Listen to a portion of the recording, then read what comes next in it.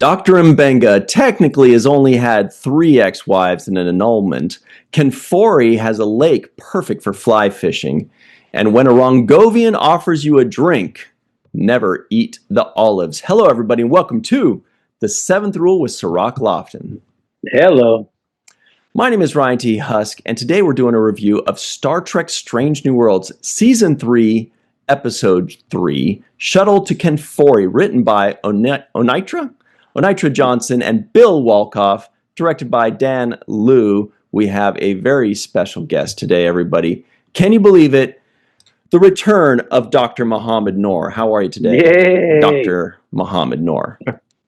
Thanks for having me back. It's always a pleasure to be on The Seventh Rule.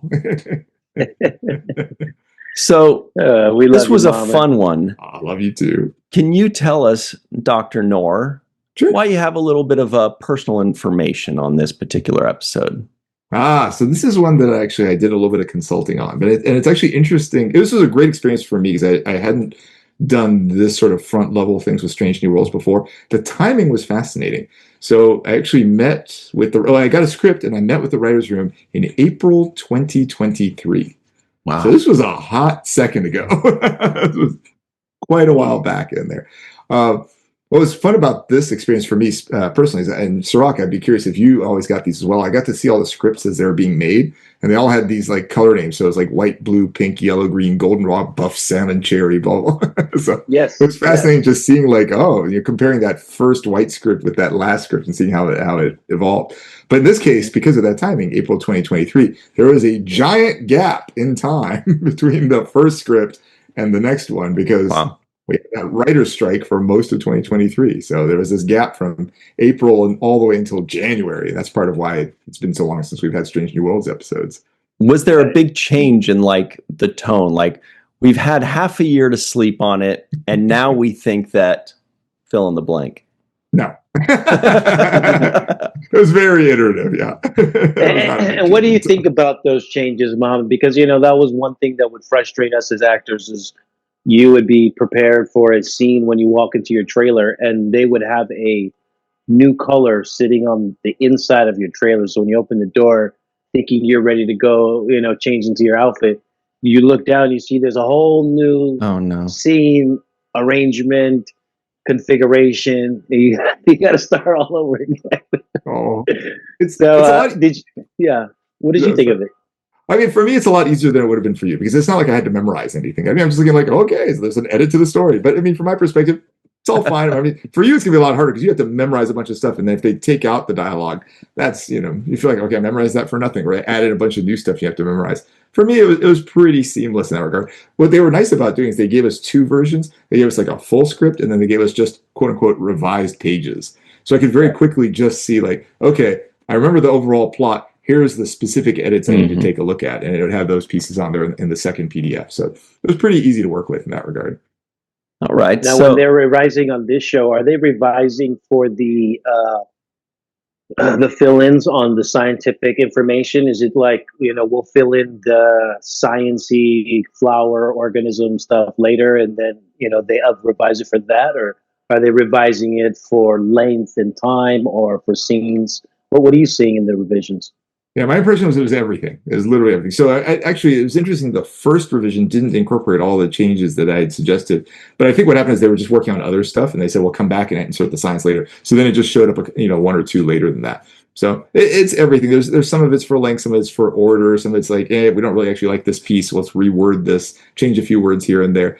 It was a little bit of everything between all the different iterations, but it was really fun. I hadn't seen that much of the sausage before. Like when I'd done things with Discovery, I wasn't on the script email list. Basically, when there was something significant that directly affected me, they would send that to me, but I wasn't getting just every script update every time. So, wow, that's amazing that Strange New Worlds treated you so much better than Discovery. No, I didn't say that.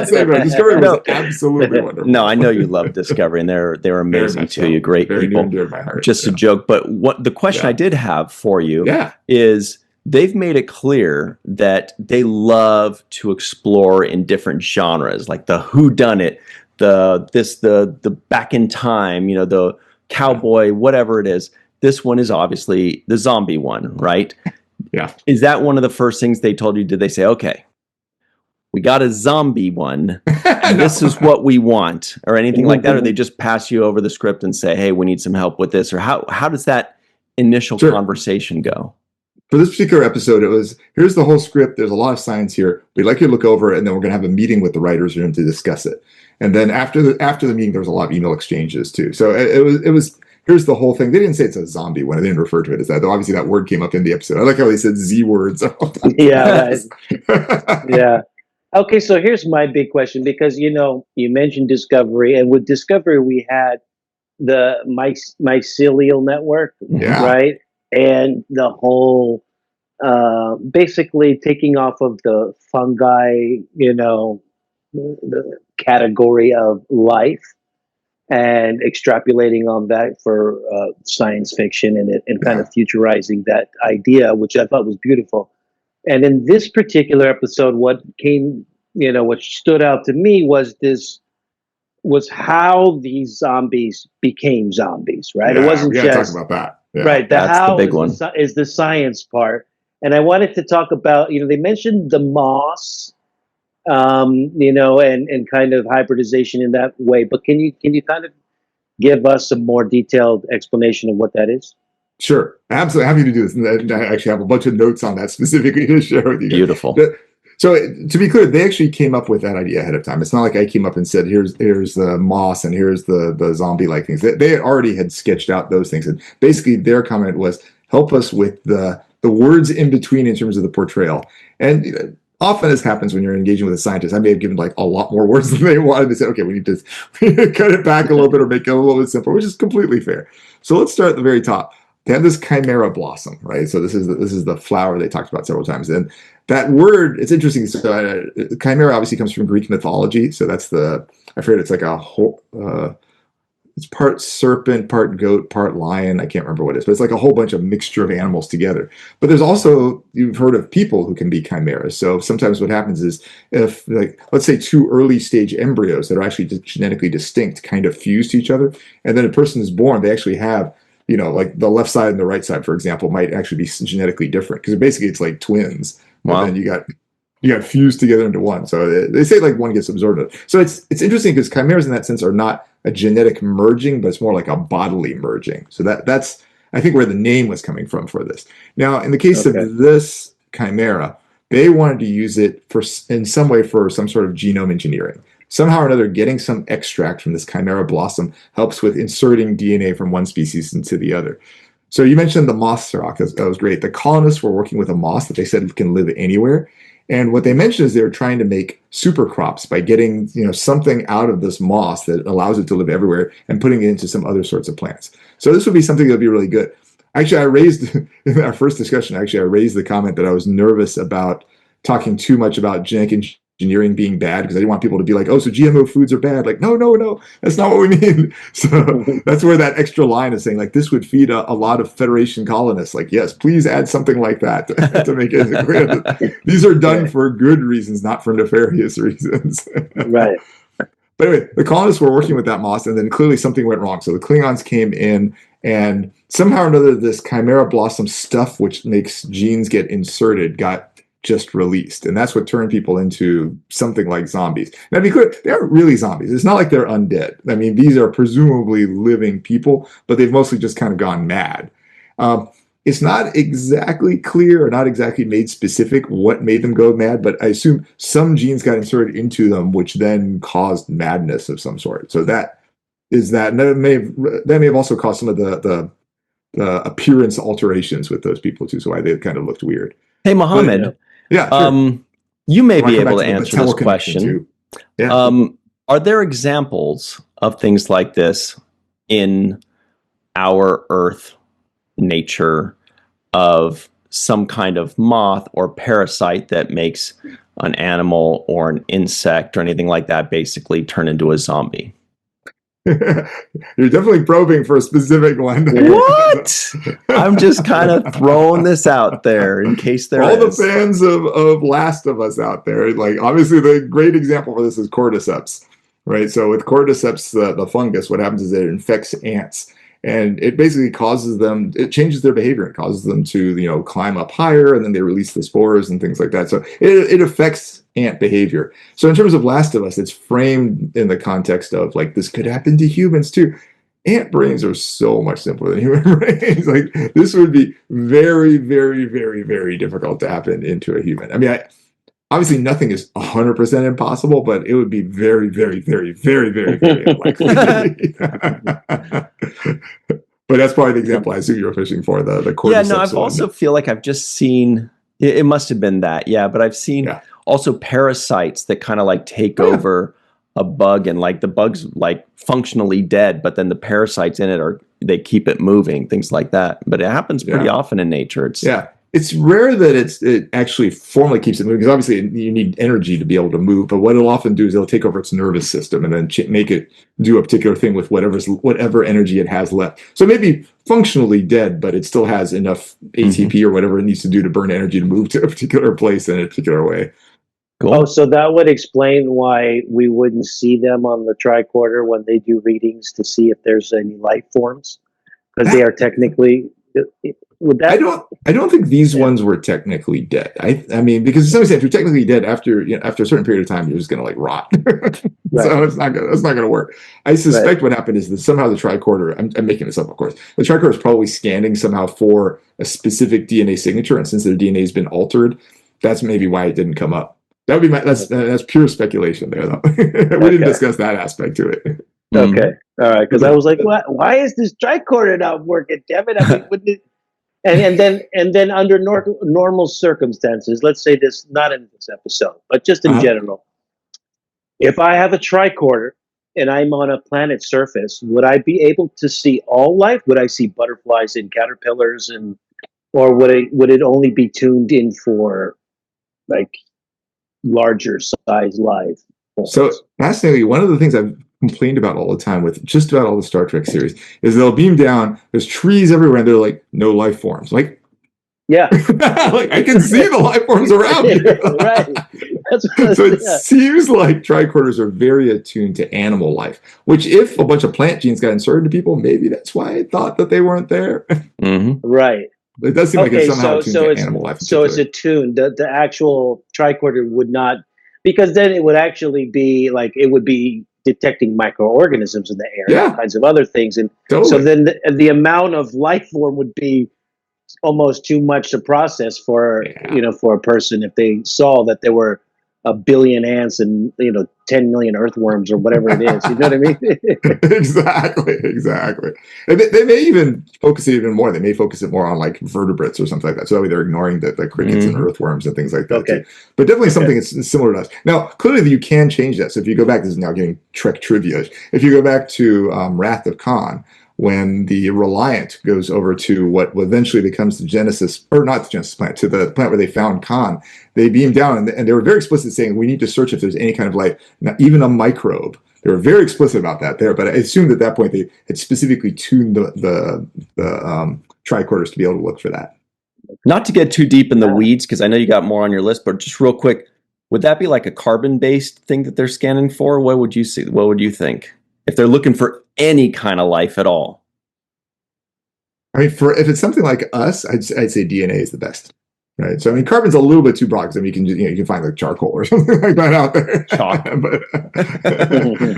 All right. So what else is on your list here? You had some more goodies. So I want to talk about Batel a little bit. So the thing they were going to do in terms of how fusing Gorn stuff might help her. So one of the questions I had right off the bat for the writers' room was, why is Batel still sick? Because it seems like they pulled out the Gorn embryos or dealt with the Gorn embryos. So the thought I had was maybe what's happening is there's some kind of immune reaction. Because people sometimes get these really bad immune reactions even after whatever initially caused it has gone away. There's a great name for it. I was hoping they would actually agree to put this in the episode, but they're like, no, that's way too technical. I said, oh, it's called a cytokine storm.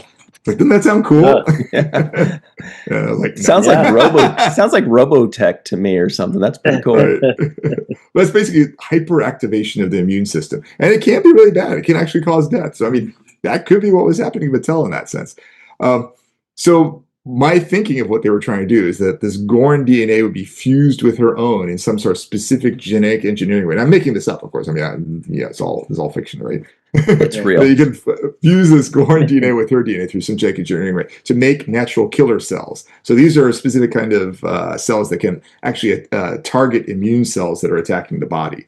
So that would be a way of something that's associated with this helping her. It's not so clear why the Gorn DNA would be needed there, but just making something up, maybe it helps produce an antigen that helps with targeting the bits of stuff that was reacting to the original Gorn.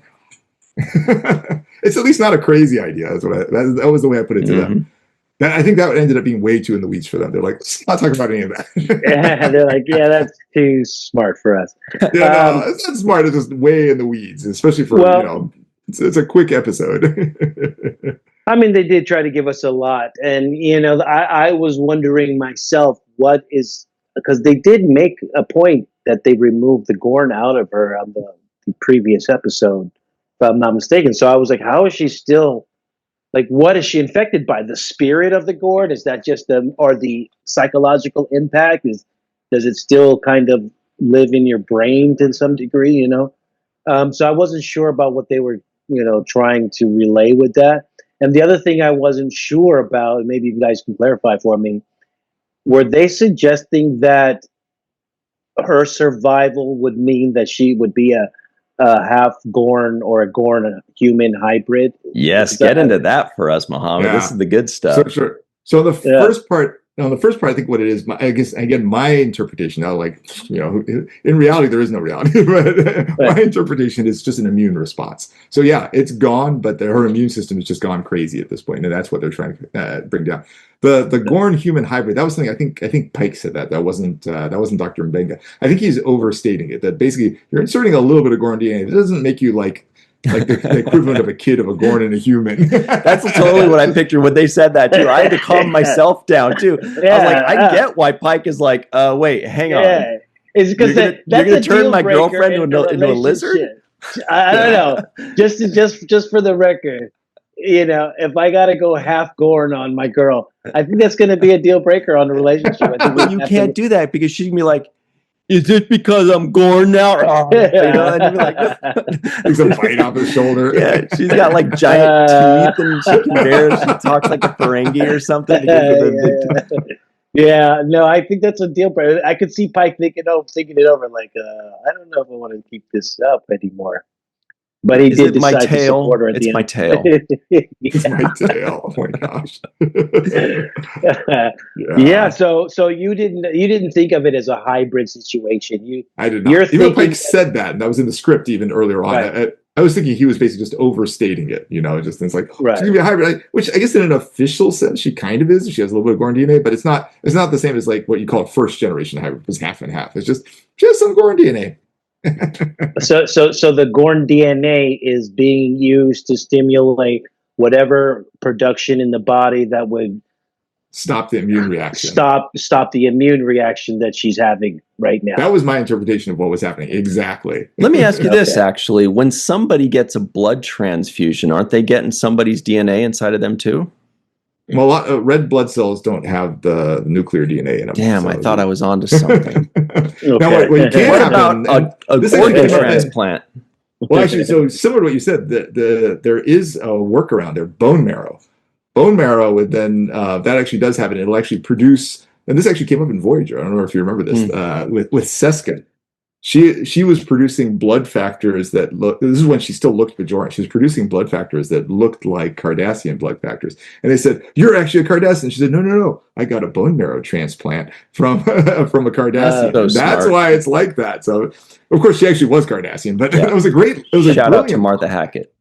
It was great a brilliant character. line. Yeah. Okay. So an organ transplant, yes, obviously, it would be at that point. It would be like the DNA of the donor, of course. I have some more science questions. I don't know how Please, much time we love have. it. Let's go. Okay. So when they get to the surface of that planet, I mean Mbenga and Pike, and they're coming down there and they're walking through that forest thing and they see a corpse, right? And Mbenga pulls off the tricorder and he says something like, "Judging by the rate of decay, he died somewhere around, the time of the da da da. Okay, and so here's my question: would the rate of decay be different on different planets? 100% good yes. question. Brilliant. 100%. I knew where you were going as soon as you started that question. 100% yes. Now, what it could be is that in his defense, maybe he adjusted it based on like temperature, font, like microfauna and stuff like that. So he would do it, but 100% yes. Even the rate of decay is even different. This even shows up in some like murder mysteries on regular TV too. If you turn up the temperature versus turn down the temperature in the room where the corpse is, that will change the rate of decay right there. Yeah, I bet the tricorder can compensate for that, right? Yeah. But it's a great point, though. Absolutely. Is, yeah. It's not just the temperature, but it'd be also like, what are all the things that are actually decaying the body? Like, what are the microorganisms that are doing it? That absolutely would change it. It's a brilliant point. Good catch. All right. So my Star Trek brain is still working. Yes, that's the science brain too. So while we have you for a few more minutes, Dr. Mohamed Noor, we don't just use you for all the hard-hitting questions. We also just love talking Star Trek with you. What did you think of the episode? Oh, I loved it. I was so excited with it. It was a good mix of mystery, like what's going on here. There was definitely some great action sequences. The VFX were great. The Spock mind melting with Batel. That was kind of mind blowing. The performances, everything. Like, oh, I loved it. What's going on with Ortegas? Yeah. She kind of saw something in the window. Well, you can't ask Mohamed because he probably knows. so you can ask me, and I think she has an issue right now with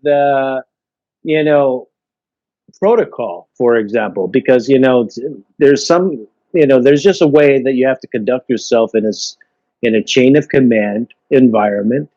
And in that environment, there's protocol, and you can't speak freely unless you are asked to speak freely or you're granted permission to speak freely. And then, then the circumstances obviously change. And so I think she overstepped her boundaries as far as protocol is concerned. I think she means well. I think she's competent, but I also think that, that kind of bravado and moxie is almost reserved specifically for the captain. Only the captain can get away with Kirk. Mickey. Yeah, only the captain can get away with, speaking in a certain way and just, mouthing off or interrupting people or cutting people off. So, yeah, just, and I think it's a very solvable problem. I do think that they did mention, they brought her brother in the last episode. Yeah. There's family issues that may be there with her brother and Uhura dating. I don't know, whatever, see each other. I don't know what's going on there. But certainly I like the drama. And I think that when everybody gets along too well, it becomes boring. Yeah. And when there's conflict, you saw it with Spock and Chapel last episode, the conflict there. You see the conflict, between Pike and his girlfriend, in this episode. And then you also see the conflict with Una and Ortegas. And I think it works well for a drama. I mean, we want to see a nice argument sometimes, as long as it works out, in the long run for the better. I think we can handle it as the audience. One piece I'd add to what Sirach said too, if you remember back in the first episode of the new season too, like she was basically dead or like very close to dead. So that's got to leave a scar, and not just a physical scar. Exactly. I think it's real. I think that this change in her personality or this adjustment to her personality is related to the Gorn attack. I think that's probably, it seems like that's the direction they're going. Like, because again, she saw the thing there. Maybe there's something it bit off like 2 fingers. Maybe there's something. That's what I was about to ask. I think she was one who lost her hand too, right? Yeah, that's what I thought I remembered. Yeah. Yeah. So there's something there. I feel like there probably is, and we're going to have more fun stories about that. They're going to have to come back to this planet and get another flower and rub it on her hand or something. There's going to be something. I wanted to say, Mohamed, thank you always for enlightening us. And I thought that it was interesting you brought up the Kamara blossom and, the name, because, in some sense, we're looking at the, hybridization of this human who's turning into a Gorn/human, right? And so you have the antidote having a connection to the Greek mythology of this hybrid individual that has these multiple parts. And so I think that's creative writing. I think that's good. I also want to give a shout out to Bill Walkoff. Yeah. And also the other writing. Onitra Johnson, right? Onitra Johnson. And also Dan Liu, who did a great job directing in this episode, I thought as well. We love that guy too. There were some great shots, and I'll tell you the one that I liked the most was the exterior shot of Pike and Benga in that shuttlecraft, and the way it kind of swung back and forth. Yeah. It was a creative way to show an exterior of the shuttlecraft kind of moving in, and I hadn't seen it done in that particular way, with the way they had it swinging in that non-centered format. You know what I mean? Do you guys like the new intro sequence in general? I like that Klingon D7 coming up there. Gorgeous. Oh, I love that. So, yeah. It's so gorgeous. Good. No offense, I was saving that for next segment, but not at all. But like, I put it in my notes. I'm just like, this is so good. I love the song. I love the title sequence. It's just, it's so good. It's an A+. So good. 2000. Yeah, Mohamed, absolutely. Man, you are always on top of it, you know. And I was thinking about this moss thing because one of the aliens actually looked like it had moss on its, like a mossy type skin texture. And I thought, if Michael Westmore had a chance to design this moss character, I know he had a field day with, going into detail of this hybrid moss human thing. But I did like the episode. I'm not the biggest on zombie stuff, but they get a pass if they touch on it every once in a while. It was good enough for me. I agree, and there was. I liked where they landed in the end with it, where it wasn't. They didn't overdo the zombie aspect to it, so that I thought that was totally. Great. Like the plot wasn't really around the zombies. The plot was more about what was happening. So. Right. Yeah. The Klingons were interesting on that episode too. Oh yeah, the Klingons were interesting, and also they also have been doing something this season more so than other seasons, and that is tie-ins to previous episodes. Yeah. And this particular episode, they brought back the Klingon that had been killed in the other episode we saw. That's right. Season 2 or something, and so they're doing these recalls here and there, where you're like, oh. Here's a little callback from an episode, and they sneak it in the preview very cleverly. That's how you know it's going to be relevant. This? And they're like, not like last episode. I saw this, but like a long time ago. Yeah, like 3 years ago. Yeah. So it's very smart. I enjoyed it. Thank you, Mohamed. Thank you so much. I mean, again, credit to the writers. They did all the stuff. I did a little couple of tweaks on words here and there. That was about it. But we do love having you on our show, and we think you're just the coolest guy. We cannot wait to see you in Vegas and all the other things that we do together. Coming up soon. You are a great guy, smart dude, fun guy. I love you guys both. We do too. Dr. Noor. Dr. Noor for sure. Thank you very much, Dr. Mohamed Noor. We will see you again sometime for sure. Everybody at home, stick around. We've got a lot more to talk about. We are going to just talk about how amazing the writers and director are, the actors. It's going to be so much fun. We'll be right back on The Seventh Rule. Hi, everybody. Welcome back to The Seventh Rule with Sirach Lofton. Hello. Here are the trivioids for today's episode. They go a little something like this. The Enterprise has embarked on a routine scanning mission. A captain belongs in her own ship, or a captain belongs on her own ship. That's important. The entire Kenfori system is a no-fly zone. Dr. Mbenga never gets caught. Lieutenant Ortegas accepts tips. Kenfori has a lake perfect for fly fishing. Dr. Mbenga technically has only had 3 ex-wives and an annulment. Christine slaps Spock. Commander Pelia hates meetings. And when a Rongovian offers you a drink, never eat the olives. All right. I don't know why it's so hard for me to say annulment. and an annulment. It's all those extra ands in there. So there was a scene we didn't really talk about, and I wanted to get your thoughts on it because remember we met that new nurse guy, right? The new nurse ensign. I still didn't catch his name. I don't know if they said his name this time, but I still did not catch it. But one thing I did notice is seems like a nice guy, well liked. Spock punches him in the chest so hard that he flies 10 feet back. And then Spock apologizes to Christine and to Captain Batel.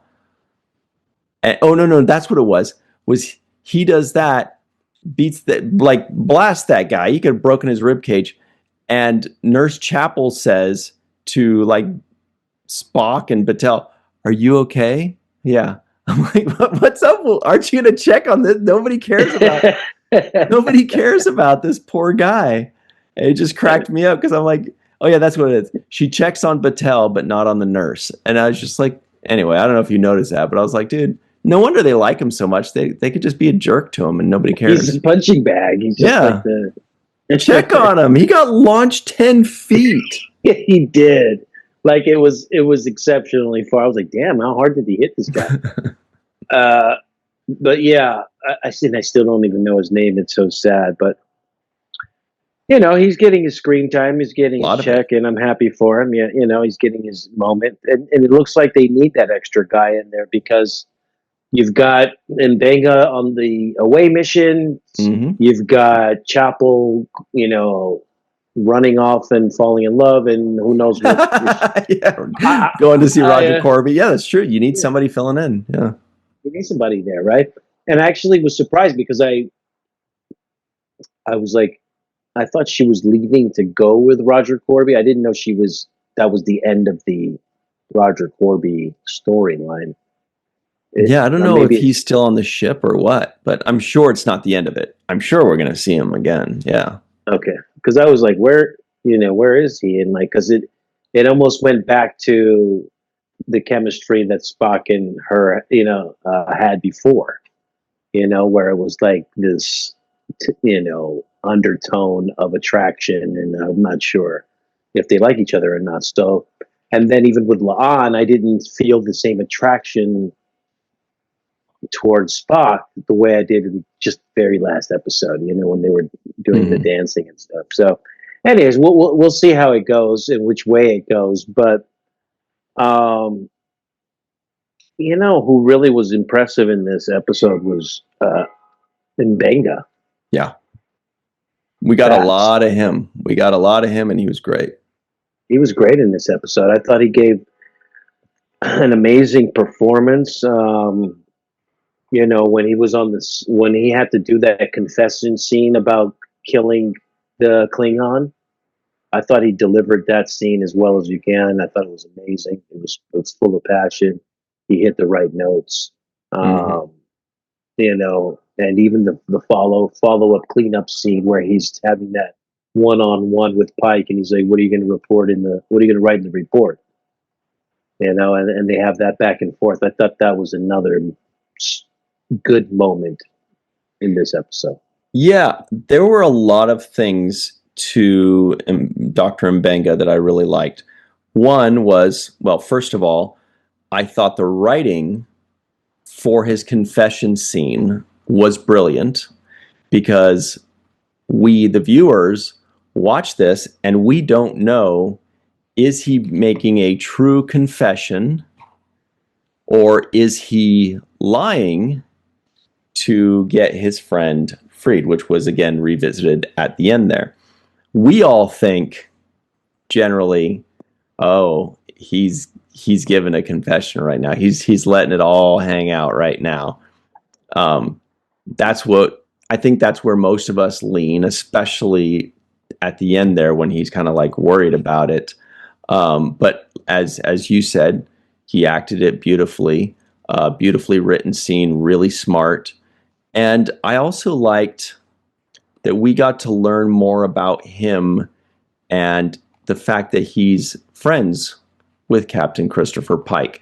I love to know which characters are like really good friends with each other. You know what I mean? Like we know like Ortegas and Uhura are buddies. You know, there's Laan and Una work well together. They've had some fun together. You know, we see some buddy pairings. And I love to see, because Dr. Mbenga and Pike are characters that are from 60 years ago. So it's really nice to know that they're old buddies, they're old pals from back in the day. It's just really cool. And so, you know, and he calls him Joseph, you know, so that's really great. So I really just liked more of a deep dive into Mbenga, who his friends are, what his dark secrets are, how he feels about it, his fears that people will find out, you know, really good. I was very happy with that because he's one of my favorite characters. Yeah, let me also add to that. I don't know how old Ensign Mount is or how old Baps is. But if I had to guess, there's a way that Baps carries himself that seems older than maybe what he really is in age. There's a level of maturity there. Yeah. There's a level of grace. There's composure. And so there's a wisdom in his performance to me that signifies that he has some level of seniority in life experience. You know, I just looked him up. He's 40. You're right. He's just a he looks, baby. he's you know, he's younger than we are. He's but grizzled. He appears, he's grizzled. Yeah, but he appears to be somebody like an old head who has, you know, who's got like a lifetime's worth of advice to give. A wisdom beyond his years. Exactly. Yeah. Yeah. And so I think that's what I sense from him in his performance when he, you know, digs into this deep place. It feels like a man who's lived longer than his actual years. And I like it. I think that he has a capacity to really be an emotional kind of gauge for temperature gauge for where we are. I think his morality code is high, and I also feel that he, you know, is calculated and makes decisions based on, you know, empathy and wisdom. You know, when he first tells Pike why, you know, that he can't reveal the patient's personal information. And Pike's like, but I'm just, you know, I'm asking as the captain, as your friend, you know, like, tell me, you know, it's my girl, you know. And he's like, yeah, okay, yeah, I can tell you a little bit, but I can't, you know. He still has that integrity there, even though that's his buddy, and they have that friendship. He still honors, to some degree, he respected her privacy and did not reveal to him, you know, her medical condition. Has to do it. Yeah. Right. So all of those things show me a level of integrity in his character. That's what I mean. Love him. Another character that I want to see more of, and I got to see more of, is Una Chin Riley. We got to see her in command. And it wasn't just, you know, in command for a second here or there. It was like basically for the episode. She was in charge. And what I liked about it, we've seen it 1,000 times. We've seen Una take command. We've seen first officers in command 1,000,000 times. But it's really cool when a first officer isn't just assuming command of the ship while the captain's away, but she's actually handling business, reprimanding somebody, talking to who is now presumably her first officer, who is Laan.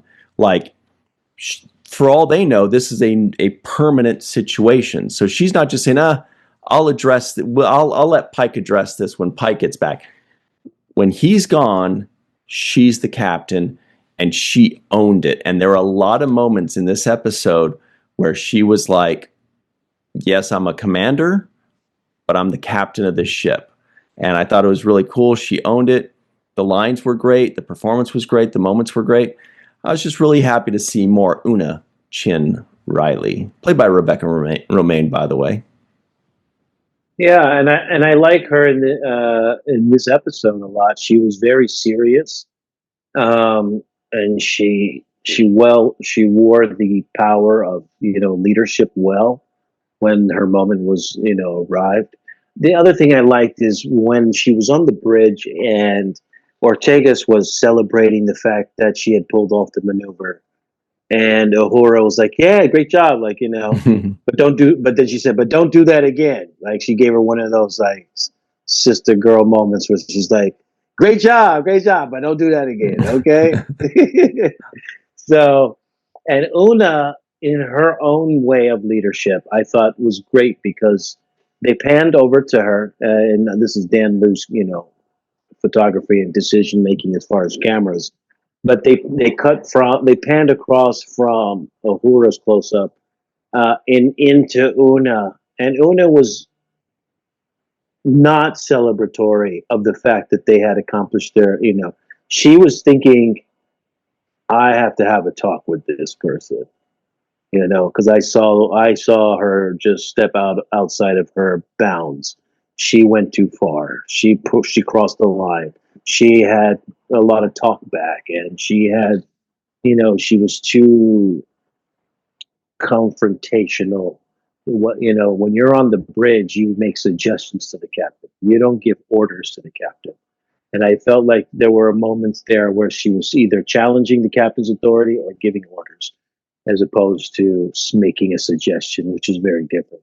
And I think the tact revealed to Una, there's a problem here, and this is not like Ortega's. So maybe she's sensing something in her that is changing, which we know because we saw in the mirror that Gordon reflection. Yeah. So we know there's something changing in her. But I thought that's good writing to have Una recognize, like, something's off with this person. Like, we're always in these situations, and she would never like just fly off and do something on her own without running it through the chain of command. So I thought that's clever writing, and I thought it was well played by Rebecca Romijn because she hit the note of, I'm not sure, and it was a very well played note. And she understands protocol. She's like, look, you disobeyed a direct order. You did it very slyly in a way that maybe some people might not have caught. So you have plausible deniability, but I caught you and I know what you did, and you have to be removed from the duty roster for 2 weeks. Like, that's a pretty powerful punishment. And she's following protocol, and she's just really smart. She caught her. A smart person caught another smart person is basically what happened. And so, yeah, I think as the season progresses, we're going to find out what's going on with Ortegas. Is this a psychological issue, or is it physiological? Is there actually something going on inside of her, or is it, again, psychological? So we'll see. That's going to be really interesting to find out. And that's what I like about this series so much is the characters. I mean, that's the bottom line. A lot of people don't realize it, but the reason we watch Star Trek is for the characters.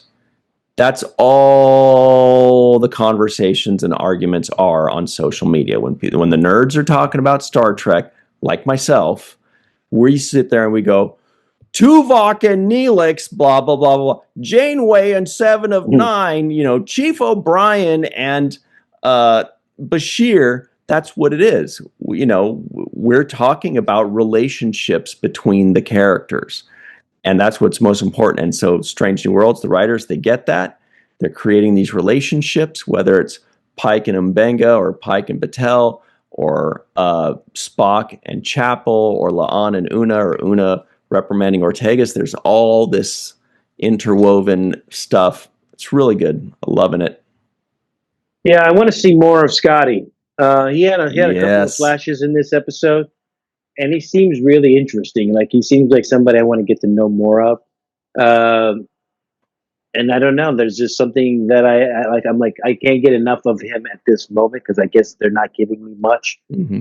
I'd like to see him have a relationship with one of the other crew members that we can identify as, oh, they're also buddies. The whole O'Brien kind of Bashir buddy type thing. Yeah. You might have the mentor mentee with Pelia, who, by the way, got a non-appearance mention today, which was kind of funny. They're like, we know she hates these meetings and she's just coming up with an excuse to get out of it. Yes. So that's a great way to include him more. And yeah, I agree with you. Super charming dude, super interesting. I think we're going to see more of Scotty. What do you think? I think so. We got a little bit of him today. I like him in the moments when, when the situation is the moments that I remember Scotty the most are not from episodes where he went on excursion and accidentally killed some people. Okay. Even though that is an episode. The thing that I remember the most about Scotty in general, like an overall impression, is when the moment is critical, when the ship is falling apart, when they need more power or more shields. That's when Scotty is at his best, right? So he's trying to fix whatever the boost capacitator, whatever flux capacitor to get your 88 miles an hour, But the point is, it's Scotty who I think of in those moments of crisis on the ship. So when the ship is in turmoil, I'm thinking of Scotty. Like, Scotty, what do we got to do? What do we need? We need more. The shields are not holding, or we need more power, a more powerful torpedo to launch at this person, or whatever. Whatever the thing is that we need accomplished. And so that's why I want to see more of him in those moments. And that it was appropriately done in this particular episode because they did the Ortega's move, and Scotty was like he was playing the checks and balances to Ortega's logic, right? He was like, I'll do the engineering side, you do the piloting side. And so I liked his use in this episode. I thought it was great. And that's also a very Star Trek thing, is everybody has their role and they work together to solve a problem. Sometimes it's two people working together to solve a problem. Sometimes it's like an entire group of like 9 people saying, what about if we do that? Yeah, that's good. Who's the best at that is Geordi. He always does the yes and. Data will be like, I hypothesized that blah, blah, blah. And Geordi will be like, yeah, that's right. If we could reverse the polarity, and so we're seeing a lot of that coming up in Strange New Worlds, which is really good. It feels very Star Trek when we're watching it. I do love Scotty. I'm sure we're going to see a lot more of him. And I mean, obviously the special effects are unbelievable. The music's unbelievable. I didn't notice there was no Jenna Mitchell in this episode. She's the other pilot that's usually next to Ortega's. There was another fellow. He did have a couple lines. I didn't catch his name, but just shout out to her. We noticed she was missing, and shout out to the new guy that got some screen time and got a couple lines. So that was really fun. Yeah, you mentioned the music. I thought the music was fantastic. There were moments there I was like, wow, this music is really just complimentary for this episode. They were just playing the eerie notes. They really tapped into their zombies profile and their soundtrack for this one. I liked it. It added to the eeriness and the creep factor. Also, I thought that Pike had some really good lines. Yeah. There was a moment Pike said, Mbenga and Pike were looking out the window and they see that their shuttlecraft had been stolen, was shooting up shots or whatever. And then Mbenga says, I don't think, maybe they don't know that we're here. Yeah. And Pike's line was great. He's like, they know about us. And the way he delivered it was great. Another moment that I loved was Pike's line with Mbenga when Mbenga says, hey, what are you going to write in the report? And Pike says something to the degree of, he says, I had a knife to my throat and you told a story to save my life. The way he delivered that line was A+. So Anson Mount does an awesome job as well. My favorite line of his was right after that one. He says, you're not a monster, Joseph, just a man and my friend. And I was like, you guys, that is so cute. I mean, Mbenga didn't say you're my friend too, so maybe it's just one-sided. But anyway, I still thought it was very cute. I was like, oh, that's a very nice line and delivered well, of course. But the writers get it. They know what we like. We want to see friendships and conflict and relationships, and it works so well. All right, well, we're running low on time. So, Sirach, who gets the home run of today's episode? Oh, that almost worked. I'm going to give my home run. I just had one last thing to say, and that is, I felt for Pike when he's like, "Babe, why didn't you tell me?" And then she gets mad at him, like because she's like, he's like, I just wanted to support you, and and this and that, and she's like, it's not always about you and your feelings or whatever. But I was like, Right. this is the That was her lizard brain. That was her lizard brain. And he came out, he's like, babe, it's just the Gorn talking. It's just the Gorn talking. That's what it was. Yeah. Well, when I saw her, I was like, is she Gorn again? You got to think about that one. That's pretty good. Yeah, thank you. Thank you. Anyways, my home run of the day goes to Dr. Mbenga. Baps hit it out of the park for me. I thought he takes this really nice even keel. His voice is like a move, like it's like a Batman voice. I don't know what to explain. The way he talks, it's like a superhero or a villain, but it's got this tone that's very rich to it. I don't know. I want to ask you, and it's very. I love the way he talks, and I thought his performance was fantastic in this episode, specifically in the moment when he had to confront Rual's daughter and essentially confess to her that I took the opportunity to kill him. He gave me the moment. He gave me the opportunity, and I took it, and I would do it again. And that's something that I live with. And I thought it was a confession. It was honorable of him to just own that in that moment, because it may have been something that was eating at him. But I thought he owned it. I thought he was fantastic in that moment. And he also showed mercy on the daughter when his chance came that he could have killed her. So altogether, I think Dr. Mbenga was my favorite character in this episode. Home run. When you said that you like the way he talks, it reminded me of a line in what I think is probably my favorite and or best movie I've ever seen. And you'll find out what that is next week, everybody. So the home run of the day for me, I believe, okay, well, fine. I'll say what it is. Oh, come on. The movie is Sling Blade. Best movie ever. And the kid says, I like the way you talk. And then Carl says, well, I like the way you talk. And I'm like, those guys are too damn cute. But anyway, so it reminded me of that. Home run, yes. Dr. Mbenga, you just want to be his friend. You just want to know he's around. You want to pat your hand on his shoulder, on his sturdy, because it's sturdy. He's like an MMA fighter. You just want to go like this and be like, hey, buddy, how you doing? But not hold it too long, because then he'll look at you like, you need me to break your arm? But like, he's just the kind of guy you want to know. You want to be his friend. And an episode like this, he solidifies that. He's got depth. He's, got charisma, but he's got demons, and it was just really good. Great writing for him, great acting for him. Home run, easy call. All right, here are some other people that are easy to call if you have their numbers.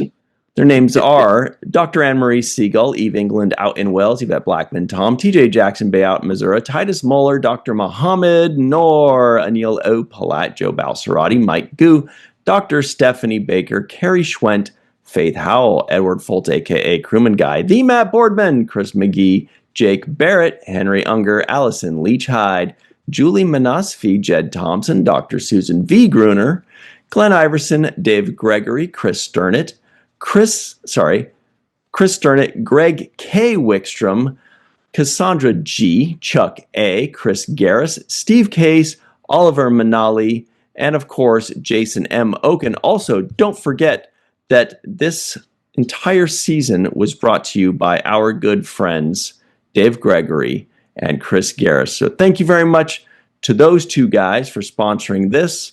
Yeah. That's it for us. We will see you next time, everybody. And until then, always remember the 7th rule.